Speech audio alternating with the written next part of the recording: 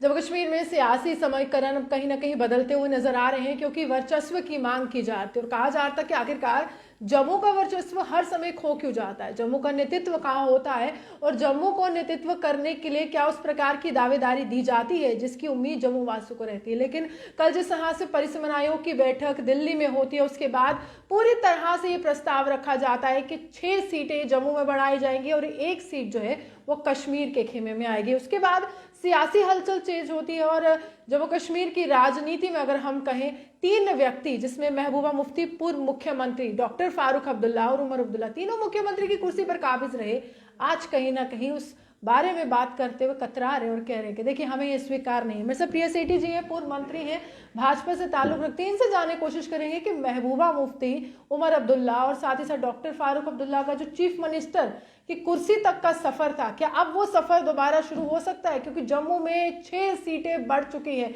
क्या वो सपना पूर्ण होता है या भाजपा का 50+ का आंकड़ा जो है ये आगे देख रही है? क्या लगता है प्रिया जी कि महबूबा अब ये कह रही है कि ये पूरी तरह से जो व्यवस्था चलाई जा रही है ये तोड़ने की व्यवस्था है, जम्मू वर्सेस कश्मीर किया जा रहा है?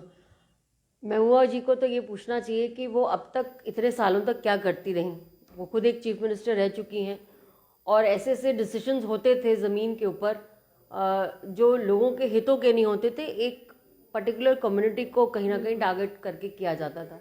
आज मुझे लगता है कि पूरा न्याय जो है, जो इलेक्शन डिलिमिटेशन इलेक्शन कमीशन ने जो दिया है, और मुझे लगता है वो न्याय उन लोगों को मिला है जो लोग इसकी मांग करते थे, जो लेवल के ऊपर उनसे बातचीत होती थी, जिस लेवल पे बात होती थी। और मुझे लगता है एक न्याय प्रक्रिया जो है आज जम्मू कश्मीर को मिली है, क्योंकि डिलिमिटेशन कमीशन ने जिस पैरामीटर्स की बात की है, टेरिटरीज की बात की है, पॉपुलेशन की बात की है, डेमोग्राफी की बात की है, आपकी टोपोग्राफी की बात की है, इन सारी चीज़ों के ऊपर डिसीजन जो है, और वो आज का डिसीजन नहीं है, वो उन लोगों से लिया गया डिसीजन है जो पब्लिक रिप्रेजेंटेटिव्स हैं, जो पंच सरपंच रह चुके हैं, जो डीडीसी के मेंबर्स हैं, जो डीसीज हैं वहाँ के, उन सब से जब एक अमली जामा पहनाकर जो है एक डिसीजन लिया गया। और मुझे लगता है कि बहुत ही अच्छा डिसीजन है। महबूबा जी ने जो 70 साल तक, और उनकी पार्टीज ने जो इतने समय तक एक ही नर्चरिंग की, एक ही बल्कि एक रीजन की नर्चरिंग करते रहे, आज जो है पूरे जम्मू कश्मीर को न्याय अगर मिलेगा तो वह ये एक रिप्रेजेंटेशन, हर एक खीते से इक्वल रिप्रेजेंटेशन जब लोगों को मिलेगी तो मुझे लगता है न्याय अपने आप लोगों को मिलना शुरू होगा। लगता है कि मुख्यमंत्री की कुर्सी तक की राह इन तमाम कश्मीरी नेताओं की आसान है इसके बाद ये जो बहुत बड़ा फैसला है, क्योंकि अगर हम कहें समानता की बात हम हमेशा करते, लेकिन समानता के लिए कोई प्रक्रिया की शुरुआत नहीं होती थी। अगर जम्मू कश्मीर पुनर्गठन अधिनियम आता है तो ये कहते हैं हमें भी वो अस्वीकार्य, हम स्वीकार नहीं करते, तो राह कितनी मुश्किल लग रही है? मुझे लगता है राह तो ये उसी दिन मुश्किल हो गई थी जब 370 हटा था, और जब इनकी राजनीतिक जो ये रोटियां सेकते थे, कितना पैसा दिल्ली से आता था और कितना खर्च होता था और कितने इनके जेब में जाता था, ये अब ये सब कुछ सब पहचानते हैं। पीएचईडी का गठन होना ही एक संदेह है कि कहीं ना कहीं अपनी कुर्सी को हिलती भी नजर आते हैं। और आज बहुत से लीडर जो इनकी पार्टी छोड़ के दूसरे खीतों में जाना शुरू हो गए हुए हैं।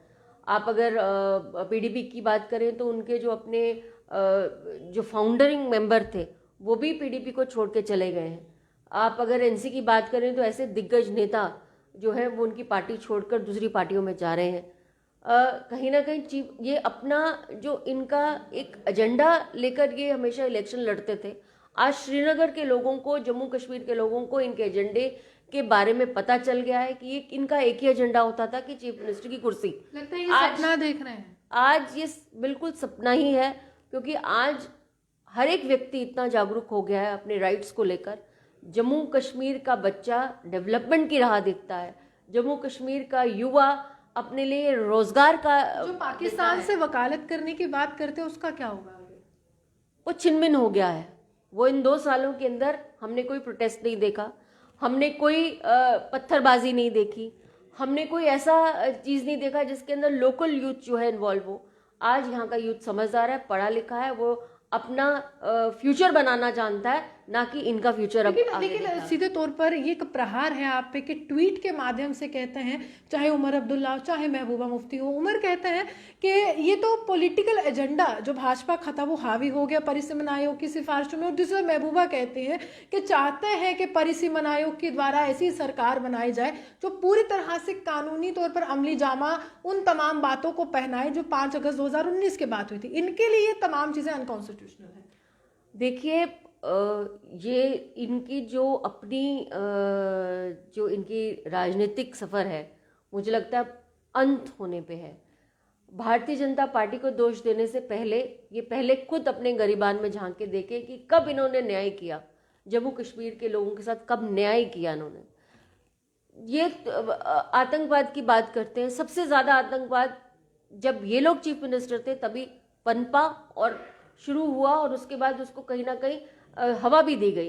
पाकिस्तान का हमेशा नाम लिया जाता था, कभी ये नहीं कहा गया कि हम इस देश के वासी हैं, हमारा ये देश है। हमेशा से उसी बहाने से इनको एक मिराज क्रिएट किया गया, जिसके अंदर ये मिराज में खुद ट्रैवल करते थे और कहीं ना कहीं अपने आप को चीफ मिनिस्टर बनाते थे। आज वो मिराज, आज वो जो चीज़ें हैं वो ख़त्म हो चुकी हैं। आज लोगों को पारदर्शिता नज़र आती है कि हमने अगर इतने साल इनके साथ काम किया या इनको हमने वोट जिताकर इनको भेजा, और वोट बैंक क्या होता था, 6% 7% वोट बैंक। आम व्यक्ति तो इनसे इतना नाखुश था कि वो वोट तक करने नहीं जाता था। आज जब से चीज़ें बदली हैं, कहीं ना कहीं ये एक आह्वान है कि आने वाले समय के अंदर इसका जम्मू कश्मीर का परिप्रेक्ष्य जो है वो अलग होगा। और भारतीय जनता पार्टी को दोष देने से पहले ये अपने गरिबान में झांक के देखे। डॉक्टर फारूक अब्दुल्ला कुर्बानी मांग रहे थे कि जिस तरह से किसान आंदोलन में किसानों ने कुर्बानी दी है, ये तमाम युवाओं को आह्वान कर रहे थे कि चलिए अब आपका समय आ गया कुर्बानी। फारूक अब्दुल्ला साहब इतने सीनियर नेता हैं, जब ये पास हुआ पार्लियामेंट के अंदर तब उनके मेंबर्स ने आवाज क्यों नहीं उठाई?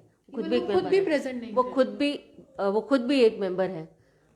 तो इसीलिए मैंने हमेशा ये कहा है कि ये वो लोग हैं, ये वो नेता हैं जो कश्मीर के अंदर एक बोली बोलते हैं, जम्मू तक आते हैं इनकी बोली बदल जाती है, और जब ये दिल्ली जाके बैठते हैं तो उनकी बोली बिल्कुल एंटायरली डिफरेंट होती है। तो ये कहीं ना कहीं उस क्षेत्र को कहीं ना कहीं बढ़ाने की कोशिश करते थे और नर्चर करने की कोशिश थे। आतंकवाद को हमेशा से ये ऐसी हवाएं देने की कोशिश करते थे, कभी पाकिस्तान का नाम लेना, कभी चाइना का नाम लेना। आप हिंदुस्तानी हो, पहले हिंदुस्तान का नाम लो, उसके बाद इनका नाम लो। आज आप वो उस देश के साथ हम ऐसी अपनी सीमाएं शेयर करते हैं जो हमारा फ्रेंडली नेबर नहीं है, और बार बार ऐसे नेबर्स का नाम लेना, उनको बार बार अपनी बातों में लाना और कहीं ना कहीं ये बताना जम्मू कश्मीर के लोग ही यहाँ के असली हकदार हैं। यहाँ के ना हमें पाकिस्तान का कोई बंदा चाहिए, ना यहाँ के पाकिस्तान बोलने वाला और शय देने वाला कोई ऐसा बंदा चाहिए, ना चाइना का नाम लेने वाला चाहिए। ये तो अलग मुल्क है पाकिस्तान, आप उसकी चर्चा कर रही है, लेकिन ये वो लोग भी हैं जो आज तक 2 साल बीतने के बाद भी ये कहते हैं कि बिहार का अगर कोई वासी यहाँ पर आ गया, उत्तर प्रदेश का आ गया, आपका हक हकूक खा जाएगा, आपका जो डोमिसाइल है आपका और उसका बिल्कुल हक इक्वल हो जाएगा, तो डोमिसाइल बन जाएगा, आपकी नौकरियां चली जाएंगी। आज भी वो विचारधारा ये लोग इनकल्टेट कर रहे हैं। और आपको लगता है कि यही कारण था कि जो बेकसूर सिविलियन किलिंग्स, गोलगप्पे वाले की होना या मजदूरों की होना, तो इन्हीं लोगों की वजह से हो रही थी? बिल्कुल, जब ये ऐसी बातें बोलते हैं तो कहीं ना कहीं जो एक आधा कोई छोटे छोटे जो तबके रह जाते हैं वो कहीं ना कहीं ऐसी सेंसिटिव किलिंग्स करते हैं। मुझे बताएं आप, कौन सा ऐसा एक मॉल है जहाँ पे कश्मीरी इनका कश्मीर का एम्पोरियम नहीं हो, जहाँ पे कश्मीर माल ना मिलता हो? चाहे आप किसी भी स्टेट में चले जाएं, बड़े बड़े मॉल्स में चले जाएं, चाहे आप किसी भी स्टेट के कोस्टल इलाकों में चले जाएं, वहाँ पर आप पोर्ट्स पे चले जाएं, वहाँ पे जो आपके सी पोर्ट्स हैं, गोवा चले जाएं, कहीं चले जाएं, हर जगह जो है हर कश्मीरी, हर जम्मूवासी जो वो अपना व्यापार कर रहा है। तो बाहर का व्यापारी आके यहाँ पे व्यापार क्यों नहीं कर सकता? आज हमारे बच्चों ने नेशनल लेवल पे कम्पिटिट करके, हमारा यहाँ का बेटा जो है उसको नीट को क्वालिफाई नहीं करता, उसको टॉप करता है। इस तरह का टैलेंट जम्मू कश्मीर के अंदर है। हम अपने बच्चों को अपने वो तो उनको कहते हैं कि हम उड़ान compete उड़ने ही नहीं कैसे? देना चाहते। वो कहते हैं compete कैसे करेंगे, व्यवस्था नहीं है, उस तरह से शिक्षा प्रणाली नहीं है। व्यवस्था बनानी पड़ती है। एक राजनेता का कर्तव्य होता है कि वो व्यवस्थाओं को बनाए, और आज व्यवस्थाएं जो है बननी शुरू हुई हैं। 370 का जो इन्होंने एक अमली जामा पहनाकर हम लोगों के बीच में एक तलवार लटका दी थी, आज उसको खत्म किया गया है। तो आज हम नेशनल लेवल के साथ हर चीज जो है, जो नेशन में होती है, जो पार्लियामेंट में पास होती है, डायरेक्टली वो जो है हमारे यहाँ तक हकूक हम तक मिलते हैं। आज बताइए एसटी स्टेटस अभी तक क्यों नहीं दिया गया था, एससी का स्टेटस क्यों नहीं दिया गया था, कि उनको न्याय क्यों नहीं दिया गया था, फॉरेस्ट राइट एक्ट क्यों नहीं लागू हुआ था, आज चाइल्ड टू एजुकेशन राइट लागू क्यों नहीं हुआ था। ये ऐसे हुकूक थे जिनसे वंचित किया गया और सोची समझी साजिश के द्वारा वंचित किया गया, ताकि हम एक जम्मू कश्मीर के लोग एक ऐसे कुएं में बंद कर बैठ जाएं जिसका मेंढक जो है अपनी गर्दन भी बाहर ना निकाल पाए। इस तरह की इन्होंने व्यवस्था बनाई थी।